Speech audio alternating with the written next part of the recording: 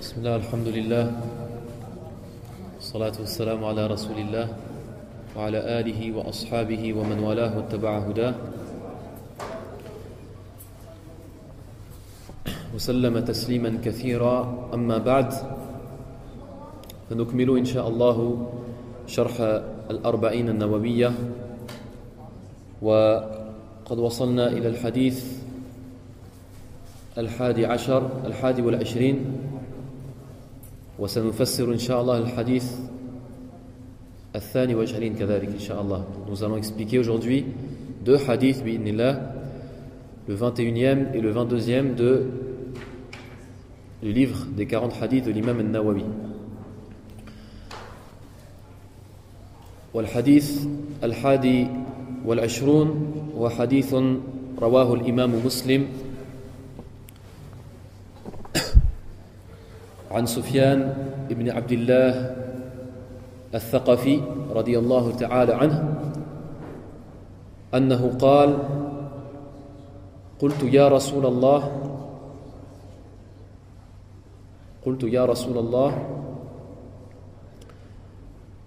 قل لي في الإسلام قولا لا أسأل عنه أحدا غيرك. قل لي في الإسلام قولا لا أسأل عنه أحدا غيرك. قال النبي عليه الصلاة والسلام: قل آمنت بالله ثم استقم. قل آمنت بالله ثم استقم. فهذا الحديث رواه الإمام مسلم. Donc on a dit c'est un hadith qui a été rapporté par l'imam Muslim. Donc c'est un hadith qui est authentique. من رواية هشام بن عروة عن أبيه عروة بن الزبير عن سفيان بن عبد الله الثقفي. سفيان بن عبد الله الثقفي هذا الراوي لم يروي الإمام مسلم في صحيحه إلا هذا الحديث عنه. Donc l'imam Muslim il n'a rapporté de hadith dans son livre As-Sahih que ce hadith-là. فهو صحابي له صحبة. Donc c'est un des compagnons du prophète alayhi salatu wassalam. Et il a dit: قال قلت, certes j'ai dit, Ya Rasulallah, au messager d'Allah, قل لي في الإسلام قولا لا أسأل عنه أحدا غيرك. C'est-à-dire, dis-moi, informe-moi d'une parole, d'une chose, d'une parole, d'une sagesse, c'est pas une traduction mais tout une explication, d'une parole dans l'islam dont je ne poserai la question à personne d'autre après toi. لا أسأل عنه أحدا غيرك في رواية بعدك, dont je ne poserai donc cette question à personne d'autre que toi, et dans la version après toi. C'est-à-dire que هذا الصحابي سأل النبي عليه الصلاة والسلام عن أمر جامع لأوصاف الإسلام وجامع لكليات الدين. Donc ce compagnon il a posé la question au prophète sallam, il lui a demandé de l'informer d'une chose dans sa religion qui va rassembler, donc une parole qui va rassembler la religion en très peu de mots et qui va résumer les fondements de l'islam en très peu de mots. ولذلك الإمام مسلم لما ذكر هذا الحديث في صحيحه بوب له بباب سماه باب جامع أوصاف الإسلام. Donc l'imam Muslim, quand il a mis ce hadith, il a rapporté ce hadith dans son livre As-Sahih, il a donné comme titre du chapitre de ce hadith, il a dit Bab Jami' Awsaf al-Islam, c'est-à-dire le chapitre qui, donc du rassemblement c'est-à-dire Awsaf al-Islam wa Umur al-Islam, des choses importantes de la religion et de l'islam. Qul li fil islami qawlan la as'alu anhu ahadan ghayrak. Qawlan fil islam, c'est une parole dans l'islam, des sagesses dans l'islam qui vont regrouper les fondements de cette religion. فقال النبي عليه الصلاة والسلام قل, هذا أمر من النبي عليه الصلاة والسلام, donc c'est un ordre du prophète عليه الصلاة والسلام. Il a dit dis قل آمنت بالله ثم استقم. قل آمنت بالله, dis j'ai cru en Allah, ثم استقم, puis sois droit. Puis sois droit, c'est-à-dire dans la religion. Suis la droiture dans la religion, c'est ce qu'on appelle en arabe al-istiqama. Thumma istaqim. Qul amantu billah thumma istaqim. إذن يقول النبي عليه الصلاة والسلام قل آمنت بالله ثم استقم بكلمتين جمع معاني كثيرة لديننا ولشرعنا. Donc avec deux mots, avec une phrase si courte, le prophète alayhi sallam, il a rassemblé tant de choses concernant les fondements de notre religion. قل آمنت بالله. فالمسلم العبد المسلم أولا يقول آمنت بالله.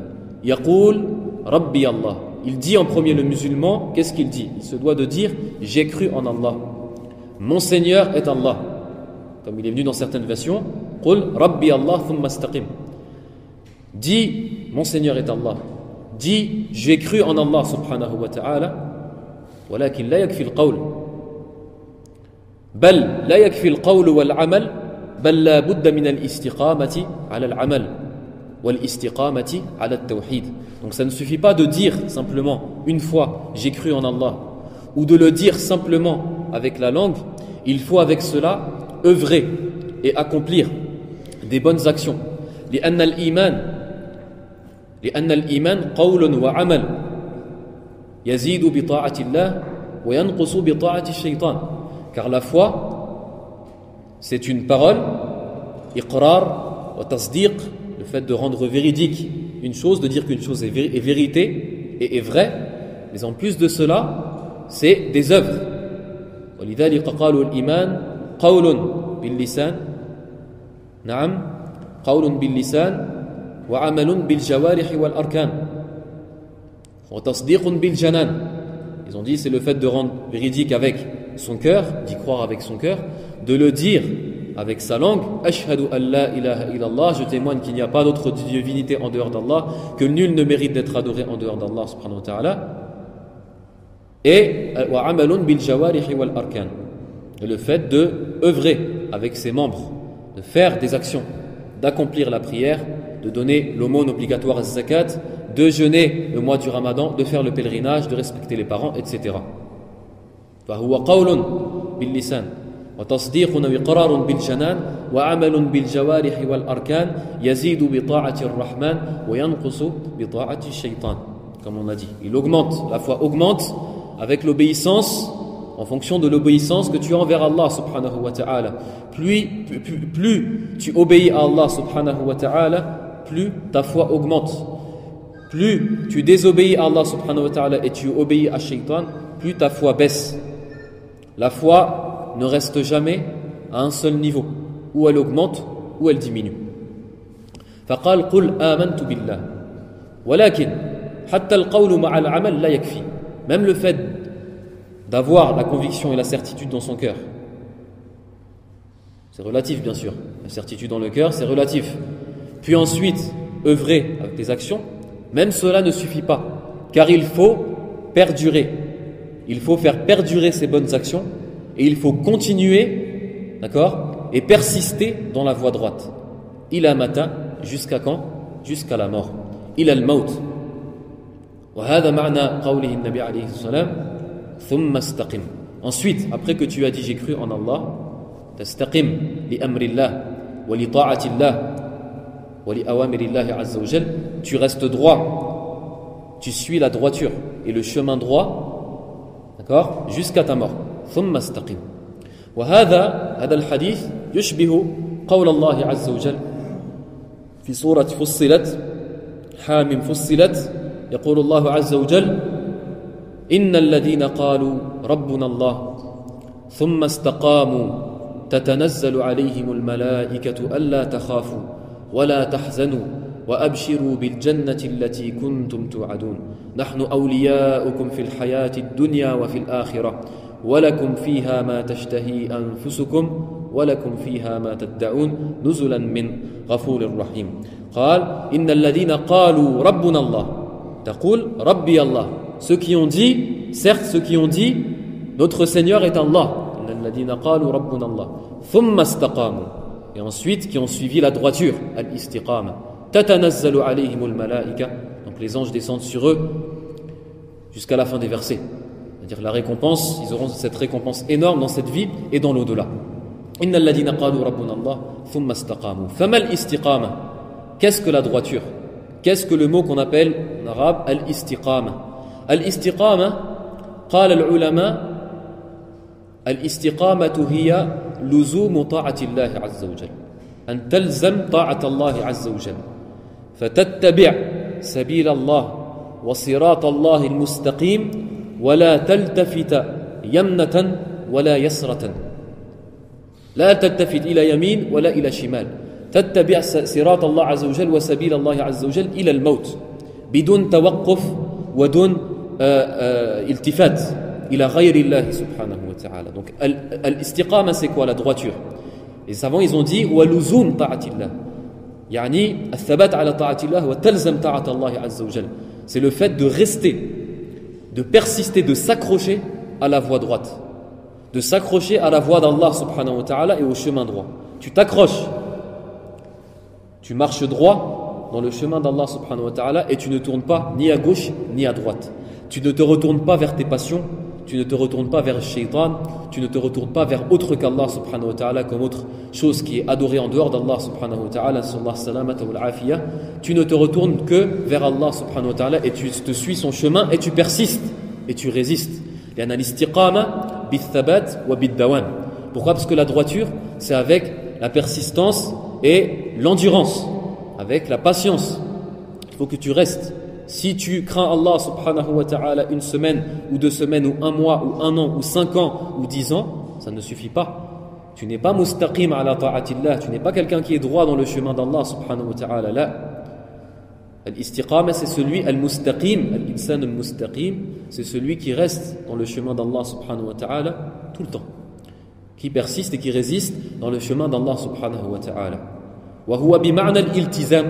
C'est le même sens, c'est un synonyme que le mot al-iltizam dans la langue arabe. Il y en a بعض الناس يقول كثير يقول أنا ملتزم أنا ملتزم وهي كلمة يعني عظيمة لها موقع عند الله سبحانه وتعالى. Certaines personnes ils disent souvent je suis multazim, c'est-à-dire je suis mustaqim, multazim. لأنه مثلا يصلي الصلوات في المسجد ويربي اللحية أو يلبس القميص ويتسوق فيقول أنا ملتزم.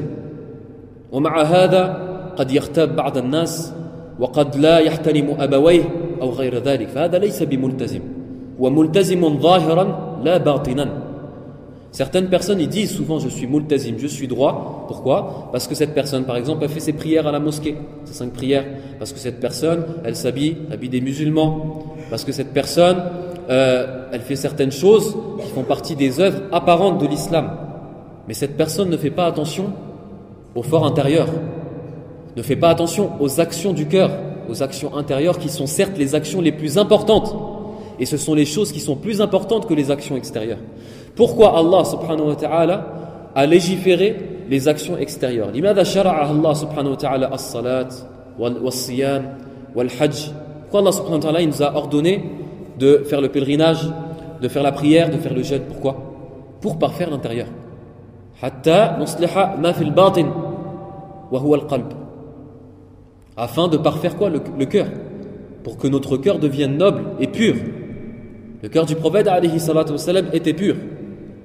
Nos cœurs, ils ne sont pas purs, malheureusement. Parce qu'ils sont remplis ou alors de jalousie, ou de haine, ou d'orgueil envers nos frères. Parce qu'ils sont peut-être même remplis, de nifaq, d'hypocrisie, ou même de kufr, pour certains. Donc le cœur, ses actions sont les plus importantes que les actions des membres.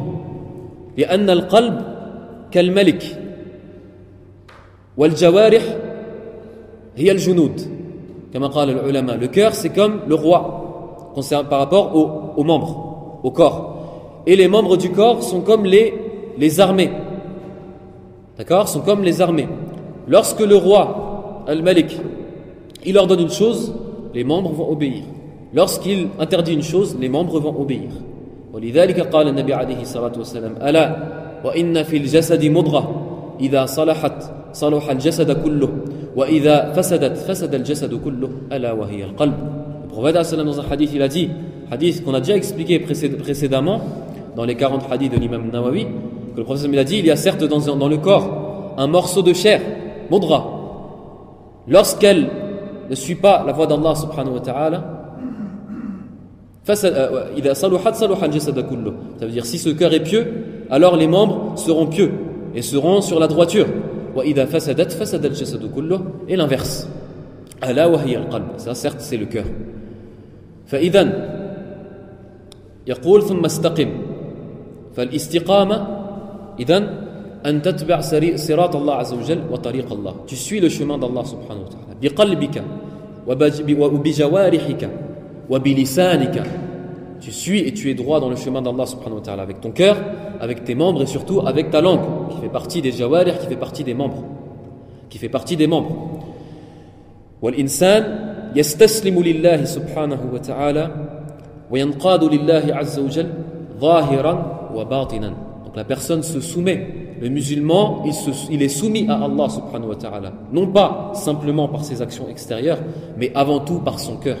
Il humilie son cœur face à Allah subhanahu wa ta'ala, il se rabaisse premièrement de son cœur et deuxièmement par ses membres en se prosternant devant Allah subhanahu wa ta'ala. Il se soumet et il suit, d'accord, l'engagement qu'il a pris avec Allah subhanahu wa ta'ala de l'obéir et de ne pas lui désobéir. فالاستقامة هذا هو الالتزام والاستقامة ثم استقم. قال أبو بكر رضي الله تعالى عنه في قوله تعالى أن الذين قالوا ربنا الله ثم استقاموا قال أي استقاموا أي قالوا ربنا الله ثم استقاموا قال لم يشركوا بالله شيئا وفي رواية قال لم يلتفتوا إلى إله غيره. Donc Abu Bakr radiallahu ta'ala an, le compagnon du prophète a expliqué ce verset en disant que le fait d'être dans la droiture, c'est le fait de ne pas se retourner vers autre qu'Allah subhanahu wa ta'ala comme fausse divinité, et le fait de ne pas associer à Allah azza wa jal autre chose. وقال بعض العلماء كمجاهد وقتادة قالوا هو نص قولي ونص شهادة أن لا إله إلا الله هذه الآية. Ça veut dire c'est le sens, le véritable sens du témoignage de foi. Ashhadu an la ilaha illallah wa anna Muhammadan Rasulullah. J'atteste qu'il n'y a pas de divinité en dehors d'Allah et que Muhammad est son messager et son prophète. C'est l'explication toute simple de ce verset. Amantu billah thumma istaqim. Qalu rabbuna Allah thumma istaqamu. Ils ont dit notre Seigneur est Allah, puis ils ont suivi la voie droite. Donc c'est ce sens, c'est le sens de tawhid. Al-istiqamatu ala al-tawhid. Al-istiqamatu ala al-tawhid. ماذا يعني له أثر وأثره الاستقامة استقامة الجوارح. Donc lorsque la personne suit le monothéisme pur, at-tawhid, le fait d'avoir dans son cœur as-sidqu fi at-tawhid, d'être véridique dans son cœur, lorsqu'il dit et qu'il affirme qu'Allah subhanahu wa ta'ala est son Seigneur, qu'Allah azza wa jal est sa divinité et son Dieu qu'il adore, alors cette personne va être droit dans ses actions et dans ses membres. C'est le résultat de cela. Al-istiqamatu ala at-tawhid huwa al-muhim wa huwa al-aham. C'est ça, le fait d'être droit dans le monothéisme pur, et on y viendra dans le deuxième hadith inchallah dans l'explication de cela. Thumma istaqim. وقال الله سبحانه وتعالى في سورة هود قال الله عز وجل لنبيه عليه الصلاة والسلام فاستقم كما أمرت ومن تاب معك ولا تطغوا إنه بما تعملون بصير. فاستقم كما أمرت. Sois droit, c'est-à-dire dans la religion, comme tu as été ordonné. فاستقم كما أمرت. Allah subhanahu wa ta'ala, il a dit ça à son prophète. وقال العلماء قال ابن عباس رضي الله عنهما ما نزلت آية في جميع القرآن ما نزلت في جميع القرآن آية أشد ولا أشق يعني على النبي عليه الصلاة والسلام مثل هذه الآية أو كما قال ابن عباس. Allah ibn Abbas, il a dit concernant ce verset فاستقم كما أمرت, l'ordre d'Allah subhanahu wa ta'ala lorsqu'il a ordonné son prophète d'être droit dans la religion comme il a été ordonné, il a dit certes il n'y a pas de verset dans tout le Coran qui a été révélé sur le prophète alayhi salatu wassalam aussi dur et difficile sur le prophète alayhi salatu wassalam que ce verset. Le prophète sallam c'était difficile ce verset, il avait peur de ce verset fastaqim kama umirt, parce que l'istiqama, le fait d'être droit, c'est difficile. وجاء كذلك عن الحسن ابن أبي الحسن البصري أنه قال عن النبي عليه السلام لما نزلت هذه الآية شمل رسول الله عليه الصلاة والسلام فما رؤي ضاحكا.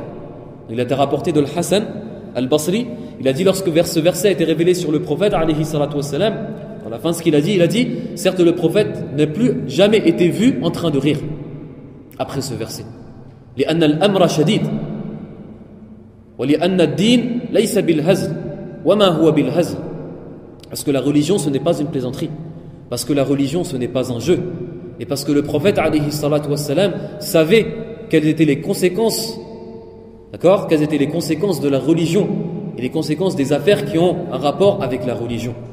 وهذه الآية في سورة هود, et ce verset fait partie de sourate Hud.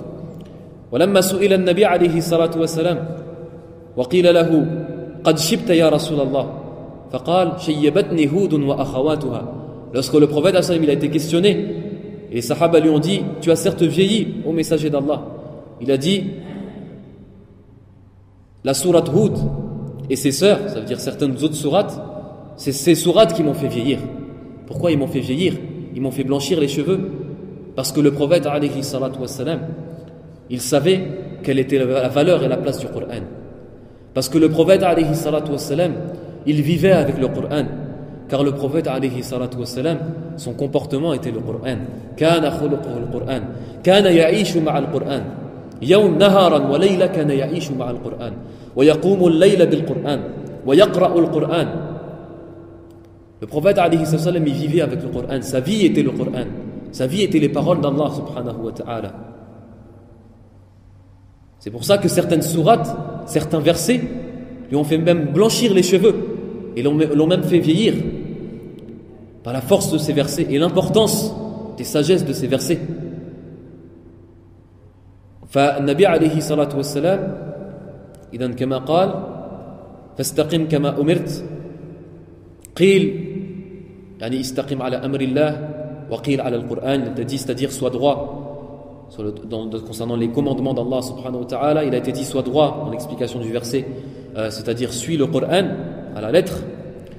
فاستقم كما أمرت نعم ومن تاب معك ولا تطغوا أي لا تجاوزوا الحد. فالطغيان مجاوزة الحد لا تطغوا, ça veut dire ne dépassez pas les limites qu'Allah subhanahu wa ta'ala vous a données. ولا تطغوا إنه بما تعملون بصير. Regardez la menace qu'Allah subhanahu wa ta'ala a donné juste après cet ordre. Il a dit innahu bima ta'maluna basir, c'est-à-dire qu'Allah subhanahu wa ta'ala certes voit bima ta'maluna basir, voit ce que vous faites. Donc c'est une menace qu'Allah subhanahu wa ta'ala a donnée. fastaqim kama umirt wa man taba ma'aka wa la tatghaw innahu bima ta'maluna basir. وقال ولكن ليعلم العبد أن كلما استقام على طاعة الله وعلى أمر الله عز وجل فسوف يبلغه النقص ويلحقه النقص في طاعة الله عز وجل وفي الاستقامة. Que le serviteur d'Allah subhanahu wa ta'ala soit convaincu que malgré qu'il soit droit et qu'il fasse tout pour être droit et dans la droiture, dans la religion d'Allah subhanahu wa ta'ala et d'obéir à Allah azza wa jal, ça veut dire qu'il arrivera des manques dans sa religion et des manques dans ses œuvres et ses actions. وَلِهَذَا لَنْ يَدْخُلَ الْجَنَّةَ أَحَدٌ بِعَمَلِهِ وَلَكِنْ بِرَحْمَةِ اللَّهِ. C'est pour ça que personne, comme il est vu dans le hadith, ne rentrera au paradis par ses œuvres et ses actions, mais on rentrera par le paradis par la miséricorde d'Allah subhanahu wa ta'ala. Car malgré qu'on obéisse à Allah azza wa jal, il va nous arriver des manquements et des manques dans notre religion. ولذلك قال النبي عليه الصلاة والسلام في الحديث الذي رواه الإمام أحمد وابن ماجه عن ثوبان رضي الله عنه أنه قال النبي عليه الصلاة والسلام قال استقيموا ولن تحصوا واعلموا أن خير أعمالكم الصلاة. استقيموا ولن تحصوا واعلموا أن خير أعمالكم الصلاة.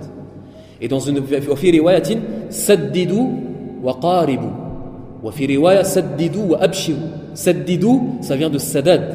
والسداد هي الاستقامة.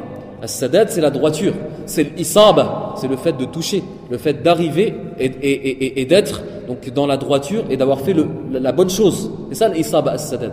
قال سددوا, c'est-à-dire soyez droit dans votre religion, obéissez à Allah subhanahu wa ta'ala, aux ordres d'Allah, écartez-vous des obéissances et des interdictions d'Allah subhanahu wa ta'ala. سددوا وقاربوا.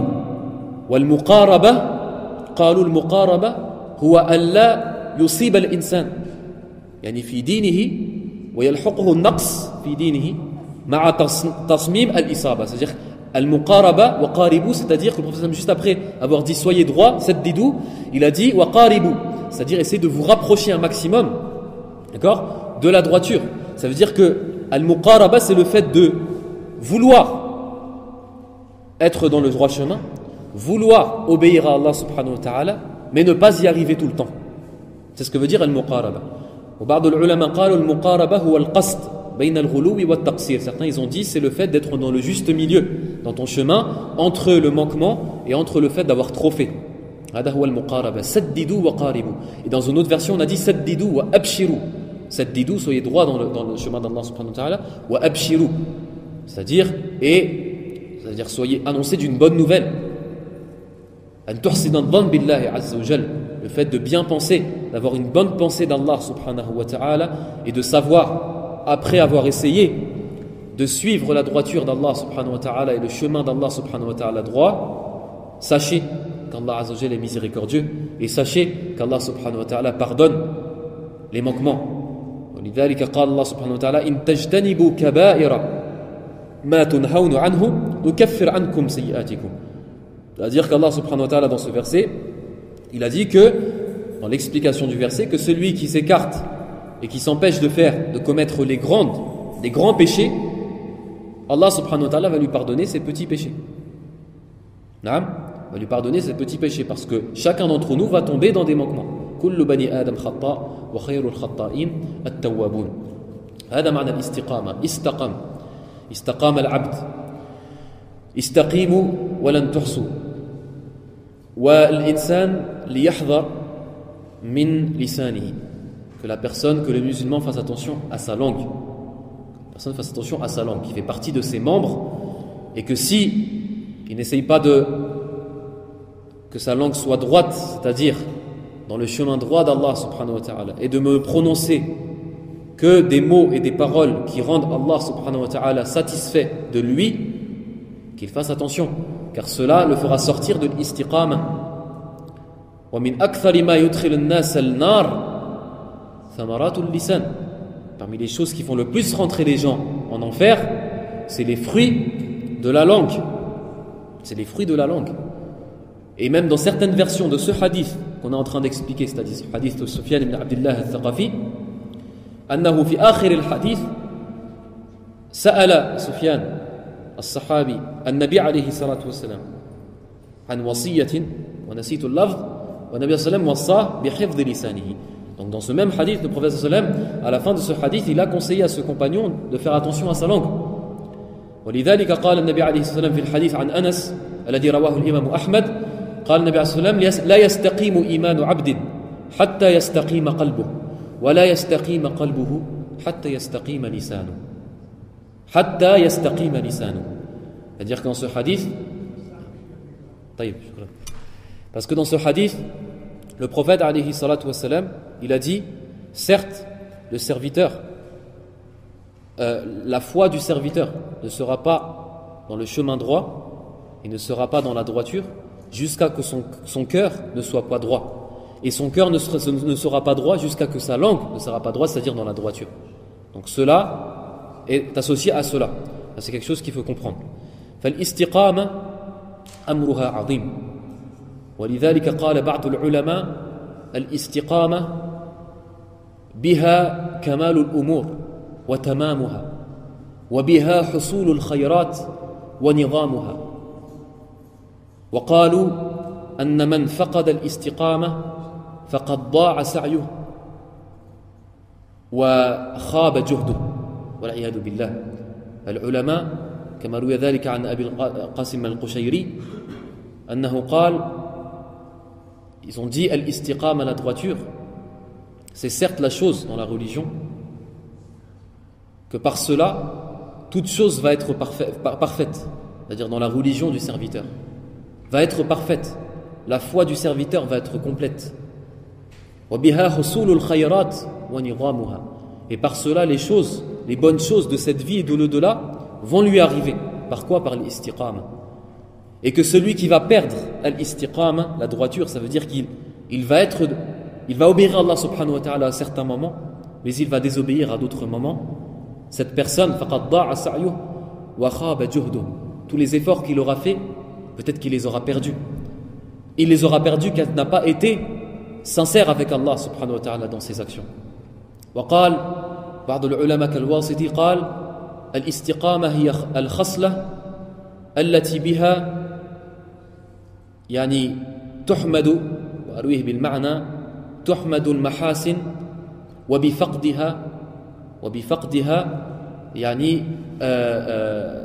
كما قال نسيت قوله, c'est-à-dire que dans le sens de ce qu'il a dit Al-Wasiti, que cet attribut, cet adjectif d'une personne qui est considérée comme mustaqim, al-istiqam, à la droiture, par cela, la personne, lorsqu'elle fera des bonnes choses, elle aura fait des bonnes œuvres, elle sera bienfaisante dans certaines bonnes œuvres, ces bonnes œuvres donc, seront bonnes auprès d'Allah subhanahu wa ta'ala et seront acceptées auprès d'Allah subhanahu wa ta'ala, elles seront bonnes, alors qu'au contraire, s'il perd cette droiture, ce sera le contraire, c'est-à-dire que ces bonnes actions ne seront pas qualifiées de bonnes auprès d'Allah azza wa jal. Donc c'est un peu le sens de ce que l'a dit Al-Qushayri, Al-Wasiti.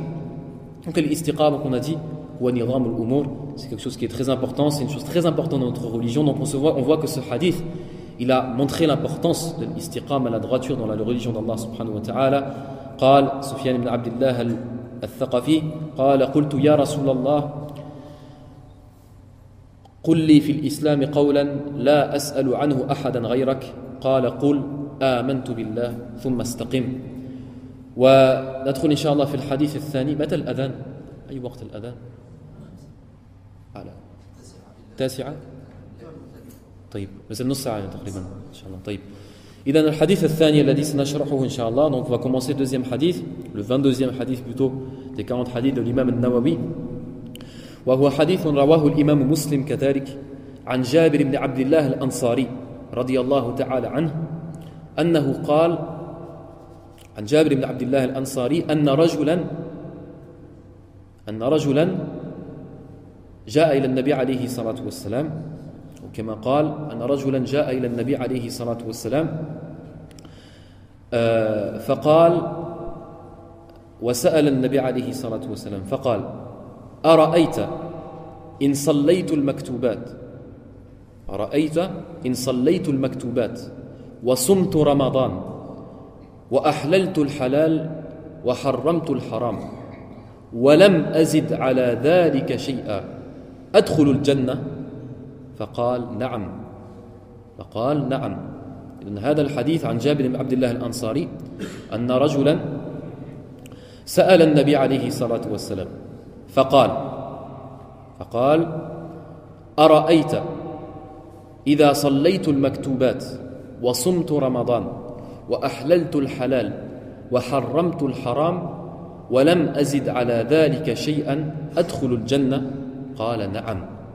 Dans ce hadith, donc, il a été rapporté par l'imam Muslim d'après Jabir ibn Abdullah al-Ansari, compagnon connu, qui a rapporté, il a dit, certain homme a questionné le prophète alayhi salatu wassalam et a dit, vois-tu, c'est-à-dire au messager d'Allah, vois-tu, in sallaytul maktubat, si je fais et j'accomplis les prières obligatoires, wa sumtu ramadan, et que j'accomplisse le jeûne du mois du Ramadan, wa ahlaltul halal, et que je rende licite ce qui est licite. On va expliquer après qu'est-ce que cela veut dire, que je rende licite ce qui est licite. Wa harramtul haram, et que je rende interdit ce qui est interdit.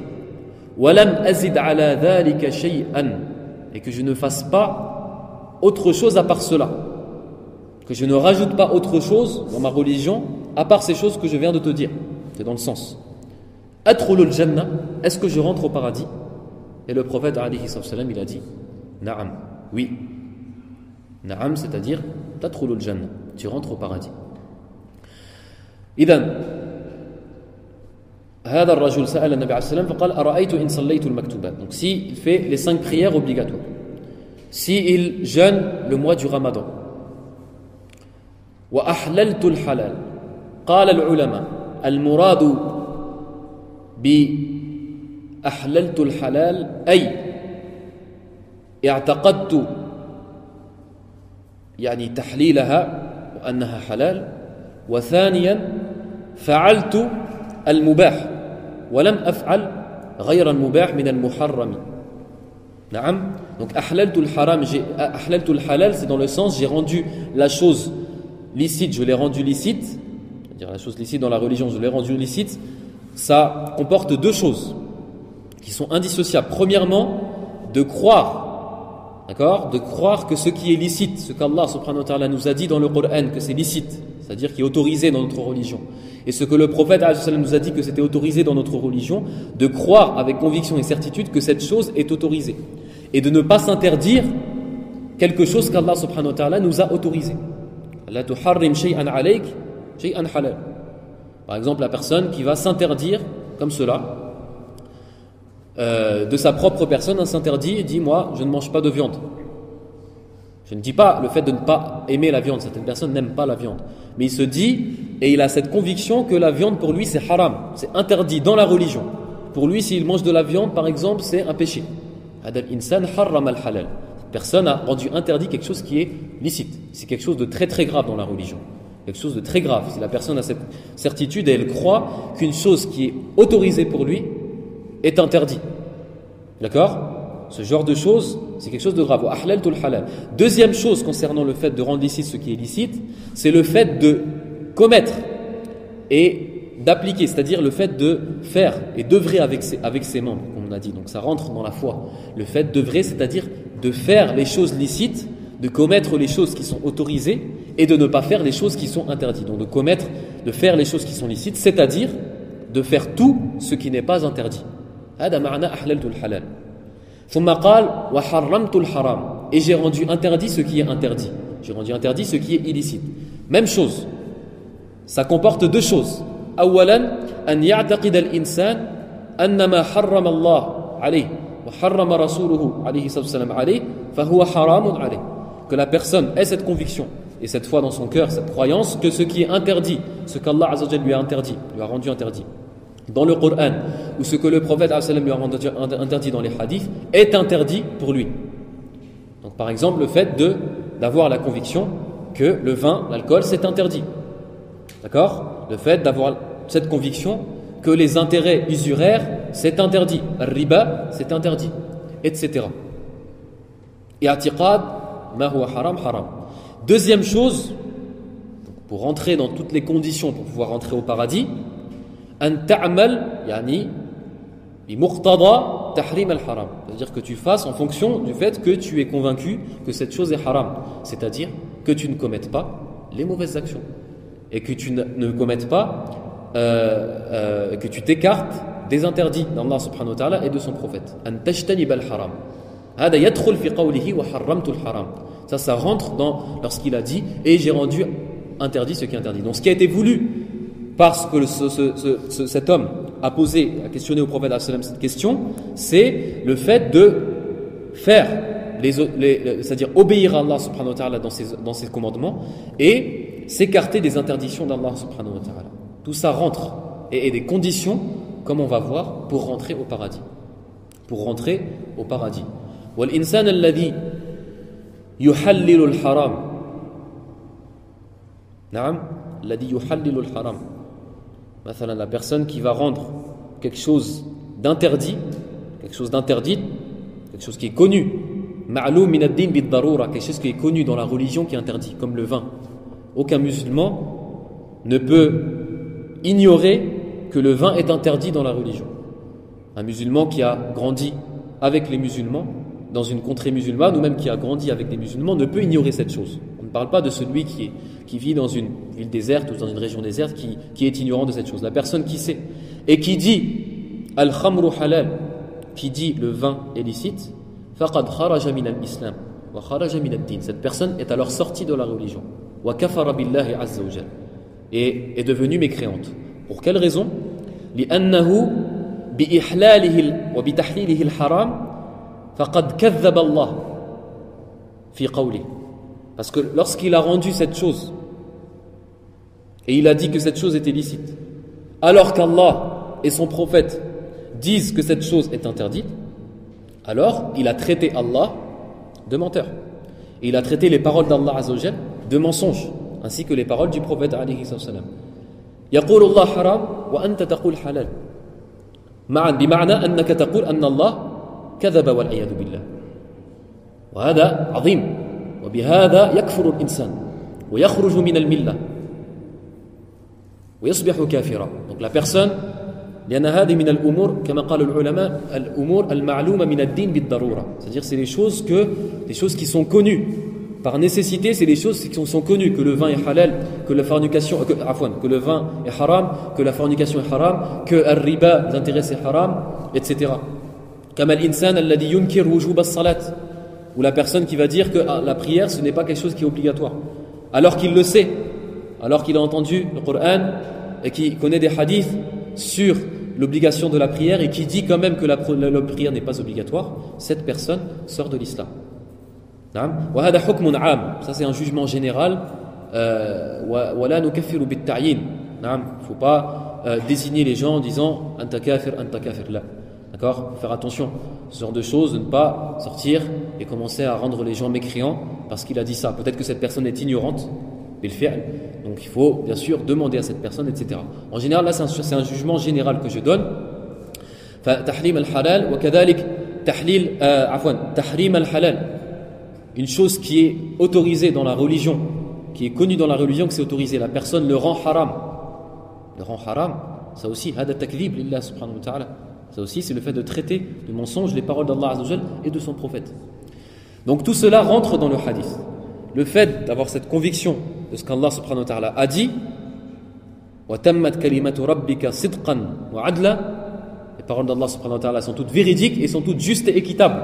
Justes et équitables dans les jugements et véridique dans les informations qu'Allah subhanahu wa ta'ala nous a données et les choses qu'il nous a dit comme récit ou autre chose, de choses qui vont arriver dans l'avenir ou qui sont passées dans le passé.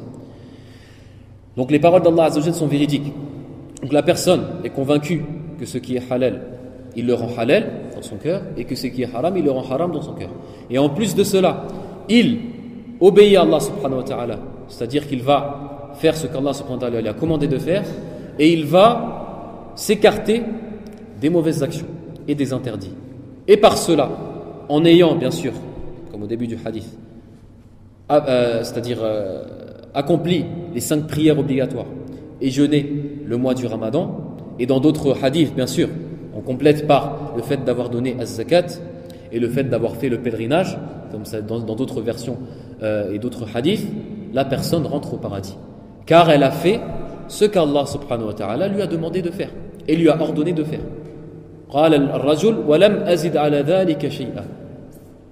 Et je ne rajoute rien à ces choses. Est-ce que je rentre au paradis? Le prophète sallallahu alayhi wa sallam a dit na'am. Il a dit oui, tu rentres au paradis. لأن بهذا بفعل يعني بأداء الواجبات والفرائض وباجتناب المحرمات يصبح الإنسان مؤمنا تقيا وليا لله عز وجل. Par le fait, lorsque la personne s'écarte de tous les interdits, quand je dis interdiction, c'est-à-dire al-haram, attention, al-haram, la aqul al-makruh, je ne parle pas de ce qui est déconseillé, je parle de ce qui est interdit.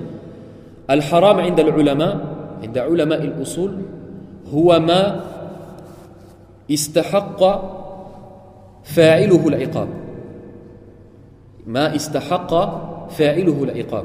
Les ulama, les savants, ils ont dit la chose interdite, al-haram, l'illicite dans la religion, c'est la chose que lorsque la personne le fait, elle mérite la punition d'Allah subhanahu wa ta'ala. وبعض العلماء قال يعاقب تاركه يعاقب فاعله, la personne qui le fait est punie. Le mieux est de dire mérite la punition, car même s'il ne demande pas le pardon d'Allah subhanahu wa ta'ala dans cette vie, Allah subhanahu wa ta'ala peut lui pardonner le jour de la résurrection. Même s'il a commis un péché, il n'a pas demandé pardon à Allah. C'est pour ça que c'est mieux de dire il mérite la punition. Donc c'est quelque chose il y a une punition qui est accordée, c'est un péché. Lorsqu'une chose, si tu l'as fait, tu as un péché, cette chose est illicite. Donc on ne parle pas de tout ce qui est makruh, c'est-à-dire déconseillé, que lorsque la personne le fait, il n'a pas de péché. Mais lorsqu'il le délaisse, il a une bonne action. Ça, c'est ce qu'on appelle al-makruh. Wal halal, la chose licite, huwa ma sakata anhu ash-shari'. Kama qal al-ulama, c'est la chose où le législateur, c'est-à-dire Allah subhanahu wa ta'ala ou le prophète sallam, n'a rien dit. Fahuwa halal. Alladhi lam yurattab alayhi iqab wala thawab. C'est la chose où il n'y a pas d'attribution, ni de récompense, ni de punition lorsqu'on le fait. Cette chose est alors licite. C'est-à-dire la chose licite, c'est lorsque tu fais cette chose, tu n'as ni de punition, ni de récompense. Fi asl al-shay, dans la base de la chose. Exemple, manger du pain. D'accord? C'est une chose qui est licite. Lorsque tu manges du pain, tu n'as pas de récompense et tu n'as pas de punition. Maintenant, pourquoi j'ai dit fi asl al-shay, dans la base de la chose? Parce que si la personne va ajouter à cela une bonne intention, comme le fait de manger du pain pour se renforcer dans l'adoration d'Allah subhanahu wa ta'ala, alors il aura une récompense lorsqu'il mangera le pain.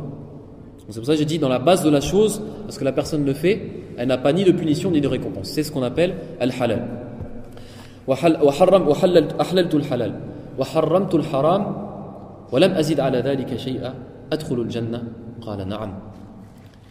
ولذلك جاء في الحديث في الصحيحين أن النبي صلى الله عليه وسلم قال يوما لمعاذ، أي معاذ بن جبل، قال يوما لمعاذ: ما من عبد يشهد أن لا إله إلا الله وأن محمدا رسول الله وأن محمدا عبده ورسوله إلا حرمه الله على النار. Dans ce hadith, et on a d'autres hadiths qui ont été rapportés, ce hadith qui est authentique, qui a été rapporté par le Bukhari ou Muslim, que le prophète alayhi salam a dit un jour à Mu'adh ibn Jabal: A'lamu as-sahaba bil halal wal haram, compagnon qui est le plus savant dans le licite et l'illicite parmi les compagnons du prophète alayhi salatu wassalam. Les compagnons du prophète sallam, en parenthèse, ils avaient des caractéristiques, comme le prophète sallam l'a dit. فكان زيد بن ثابت أفرد الصحابة وأفردكم زيد وناهيك بها. Zayd ibn Thabit radiyallahu anhu, c'était celui qui était le plus savant dans la science de l'héritage. وكان هذا يعني معاذ بن جبل أعلم الصحابة بالحلال والحرام. وكان علي بن أبي طالب أقضاء الصحابة. C'est-à-dire Ali ibn Abi Talib, celui qui était le plus fort, c'est-à-dire dans le sens le plus savant dans les jugements. C'était un juge. Il était très fort dans les jugements, le fait de juger entre les gens. N'est pas donné à tout le monde.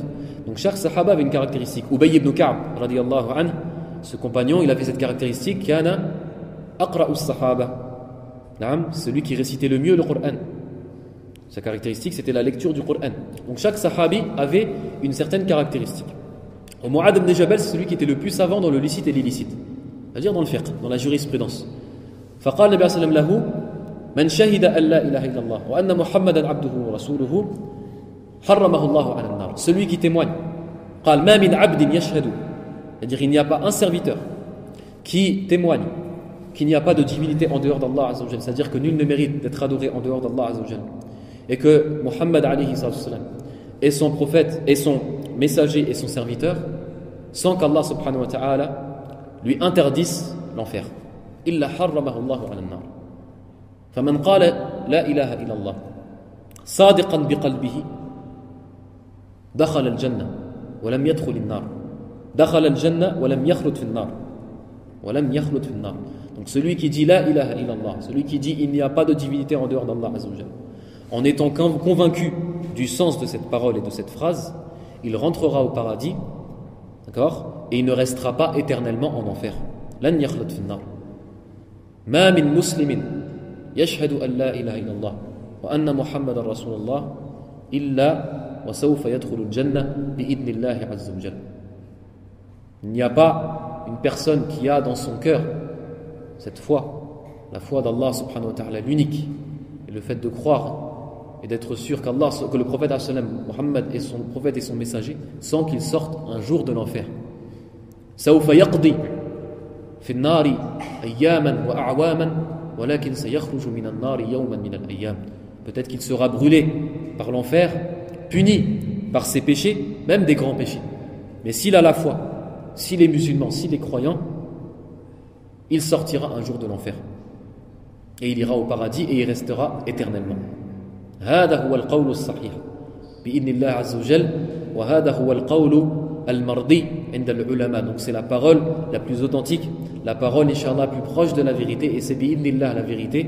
جمعا بين النصوص, جمعا بين النصوص, afin de rassembler les différents textes qui nous sont parvenus concernant les destinations finales entre le paradis et l'enfer.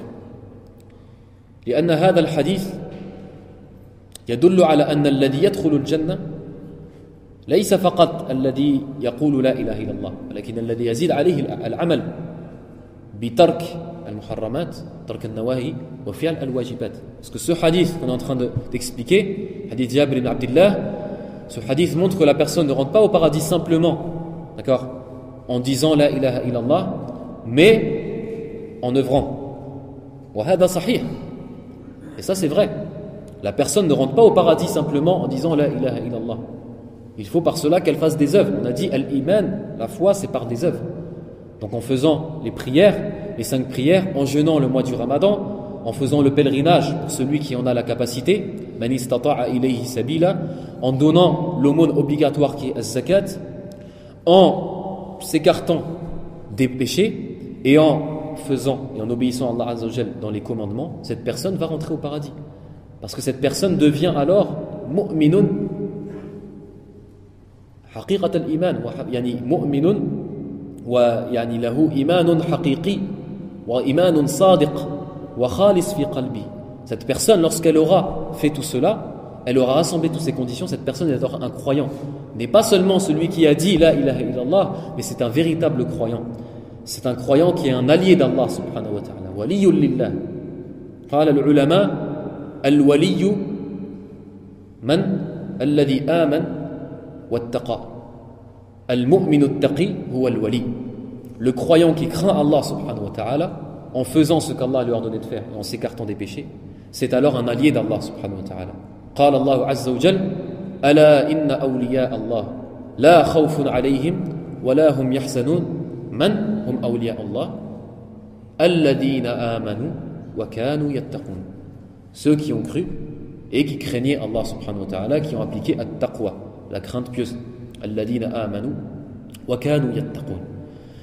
Fa'idhan, lorsque la personne va craindre Allah subhanahu wa ta'ala par ses membres, par son cœur, va accomplir ses 5 prières. Il y en a kama warada fil hadith, man salla as-salawat al-maktubat fi waqtiha kana lahu 'inda Allahi 'ahdun an yudkhilahu al-jannah. Comme il a été rapporté du prophète alayhi salam, celui qui fait ses 5 prières obligatoires à leur heure prescrite, il a certes comme un contrat avec Allah subhanahu wa ta'ala de rentrer. C'est un engagement d'Allah azza wa jalla, une promesse d'Allah azza wa jalla de le faire rentrer au paradis. Ala ma kana min al-amal, même s'il aura fait ce qu'il aura fait. As-salawat amruha 'azim. Comme قال النبي عليه الصلاة والسلام ولا يحافظ على الصلاة إلا مؤمن. Ne préserve pas ses prières. Celui qui préserve ses prières, ce n'est que le croyant, pas l'hypocrite, pas le mécréant, c'est le croyant qui va préserver ses prières, le véritable croyant. ولا يحافظ على الصلاة إلا مؤمن ولا يحافظ على الوضوء إلا مؤمن. وصمت رمضان صيام شهر رمضان كذلك فرض من الفرائض, c'est aussi une obligation et un pilier de l'islam. قال النبي عليه الصلاة والسلام في حديث ابن عمر بني الإسلام على 5: شهادة أن لا إله إلا الله وأن محمد رسول الله وإقام الصلاة وإيتاء الزكاة وصوم رمضان وحج البيت من استطاع إليه سبيلا. Les 5 piliers de l'islam. L'islam a été construit sur 5 choses. Il a cité les 5 piliers de l'islam que tout le monde connaît. Et parmi ces 5 piliers, le fait de jeûner le mois du Ramadan. وأحللت الحلال وحرمت الحرام ولم أزد على ذلك شيئا.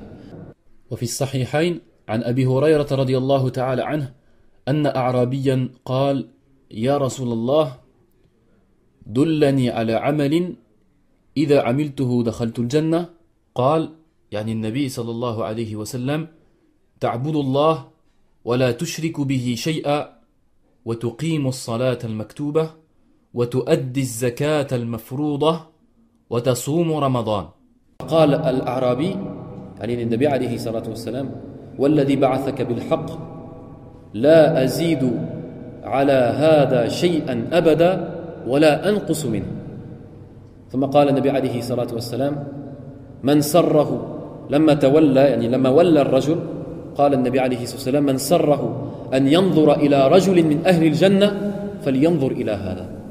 Dans ce hadith qui est authentique, c'est-à-dire c'est un bédouin qui est venu voir le prophète qui lui a demandé ô pour messager d'Allah, montre-moi, informe-moi d'une action que lorsque je ferai, je rentrerai au paradis. Et donc le prophète alayhi salatu wassalam lui a dit adore Allah et ne lui associe rien, et accomplis la prière obligatoire, et donne az-zakat, c'est-à-dire l'aumône obligatoire, al-mafrouda, et jeûne le mois du Ramadan.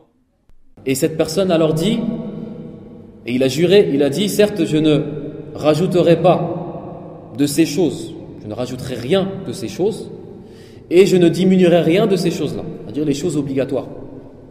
Et le prophète, lorsque cette personne est partie, il a dit celui qui voudrait, ce n'est pas une traduction exacte mais une explication du hadith, celui qui voudrait regarder ou voir quelqu'un qui fait partie des gens du paradis, qu'il observe cette personne ou qu'il regarde cette personne.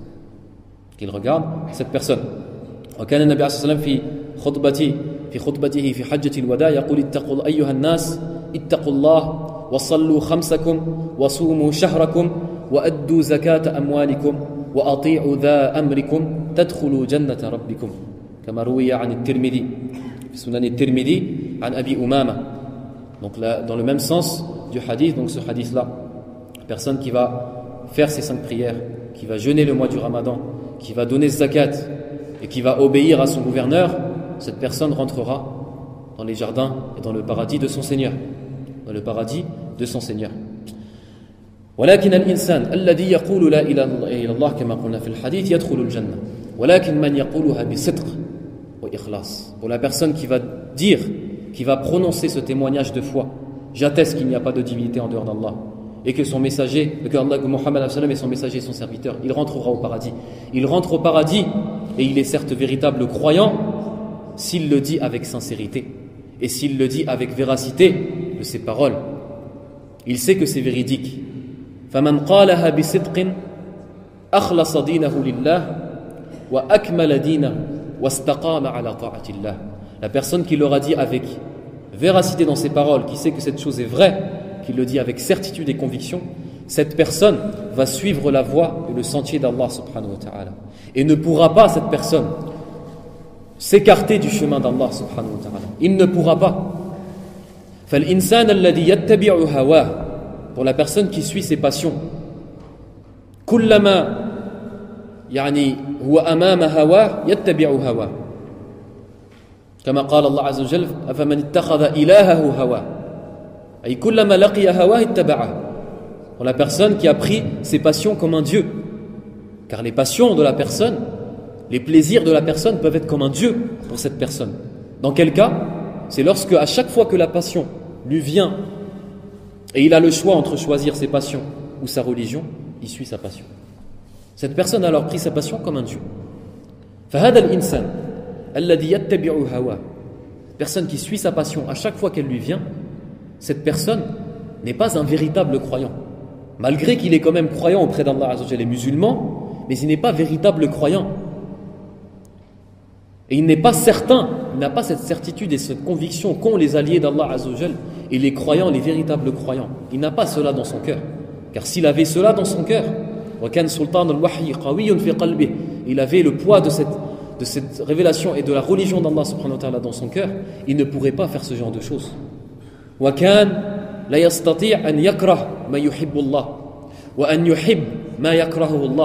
Il ne pourrait pas aimer quelque chose qu'Allah déteste ou détester quelque chose qu'Allah aime. Pourquoi? Parce qu'il aime Allah subhanahu wa ta'ala et parce que la foi d'Allah Azza wa Jal est grande dans son cœur. Par cela, il ne pourra pas faire ce genre de choses.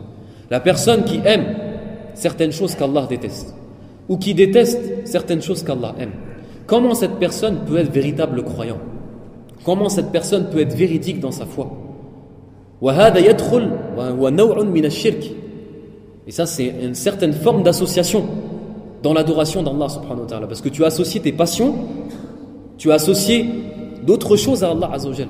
Même si ce n'est pas des idoles ou des statues en tant que telles, tu as associé autre chose à Allah Azza wa Jal.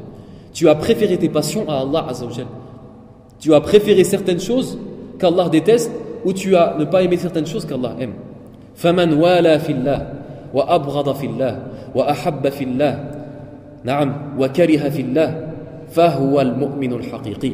La personne qui a aimé pour Allah, qui a détesté pour Allah Azza wa Jal, qui a eu des amis pour Allah subhanahu wa ta'ala et des ennemis pour Allah Azza wa Jal. فَلَا يَقُومُ إِلَّا لِلَّهِ وَلَا يَتَحَرَّكُ إِلَّا لِلَّهِ وَلَا يَعِيشُ إِلَّا لِلَّهِ سُبْحَانَهُ وَتَعَالَى فَهُوَ الْمُؤْمِنُ الْحَقِيقِي. Celui qui vit pour Allah Azza wa Jal, en Allah, pour Allah Azza wa Jal. Celui qui lorsqu'il fait une chose, il se pose la question si lorsqu'il va faire cette chose, Allah Azza wa Jal est satisfait de lui ou pas. Celui que lorsqu'il va parler, il se pose la question ce que le fait d'avoir prononcé cette parole, est-ce que cela rend satisfait Allah Azza wa Jal? Celui qui lorsqu'il va avoir des amis, c'est pour Allah. Celui qui lorsqu'il va avoir des ennemis, c'est pour Allah. Celui que lorsqu'il va dire une chose, c'est pour Allah. Qu'il soit devant un ami, qu'il soit devant un parent, devant quelqu'un qu'il connaît ou devant un inconnu, c'est pour Allah Azza wa Jal qu'il va faire. Cette personne, c'est véritablement un croyant. Et cette personne, il mérite la récompense du paradis. Cette personne mérite la récompense du paradis. فَالذَّنْبُ يَمْنَعْ مِنْ دُخُولِ الْجَنَّةِ. Le péché peut empêcher la personne de rentrer au paradis. كما قال بعض السلف أن بعض الناس سيوقفون على باب الجنة 100 عام بالذنب الذي قد عمله في الدنيا.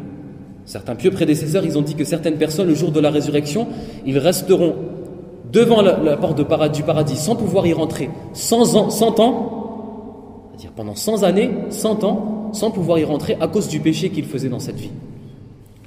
فإذا كلمة التوحيد ونختم بهذا إن شاء الله كلمة التوحيد, le fait d'attester le témoignage de foi, هو سبب مقتضٍ لدخول الجنة, c'est une cause pour entrer au paradis. ولكن لها شروط وموانع, mais pour cela il y a des conditions. وأداء الفرائض, c'est le fait de faire les obligations, et il y a des mawani', des choses qui peuvent empêcher cela, c'est le fait de quoi? De commettre des péchés et des mauvaises actions. Le fait de commettre des péchés et de mauvaises actions. فمن ما من عبد يشهد أن لا إله إلا الله وأن محمدا رسول الله دخل الجنة قال النبي عليه الصلاة والسلام إلا حرمه الله على النار. Et c'est pour ça que certains savants ils ont dit que le fait de dire la ilaha illallah simplement et de rentrer au paradis, certains ils ont dit que ça a été abrogé par les ordres après, et le fait de suivre les ordres d'Allah et de s'écarter des péchés, kama huwa ra'yu l'imam al-Thawri alayhi rahmatullah. Certains ils ont dit huwa muqayyad, certains ils ont dit dumma ilayhi shurut wa ala kulli hal fal insan al mu'min idha kana yuridu an yakuna mu'minan haqiqiyan, la personne qui veut être croyant, un véritable croyant et rentrer au paradis. D'accord? Rentrer au paradis, être un allié d'Allah Azza wa Jal, qu'il applique ce qu'Allah Azza wa Jal lui a demandé de faire, qu'il fasse et qu'il obéisse au commandement d'Allah Azza wa Jal, qu'il s'écarte des péchés et qu'il fasse toutes les obligations d'Allah Azza wa Jal et les piliers de l'islam. Walakin ala kulli hal, mais en tout cas, dans toute situation, le croyant qui aurait été croyant et musulman, même s'il a commis des péchés, même des grands péchés, il ne restera pas éternellement en enfer. وهذا مذهب أهل السنة والجماعة, ça c'est la vérité بإذن الله عز وجل, لأن أهل السنة والجماعة خلافا للخوارج وغيرهم, donc en divergence avec certaines sectes égarées qui ont dit que celui qui commet le grand péché والعياذ بالله restera éternellement en enfer. فنسأل الله العلي العظيم أن يغفر لنا ذنوبنا اللهم اغفر لنا ذنوبنا وكفر عنا سيئاتنا اللهم جنبنا الآثام اللهم جنبنا الآثام اللهم جنبنا الآثام اللهم اجعل حياتنا كلها فيك وكلها لك اللهم اجعلنا مخلصين لوجهك الكريم اللهم اجعلنا مخلصين برحمتك يا إله الأولين والآخرين اللهم ادخلنا الجنة مع الأبرار اللهم ادخلنا الجنة اللهم ادخلنا الجنة وصل اللهم على نبينا محمد وعلى آله وأصحابه والتابعين.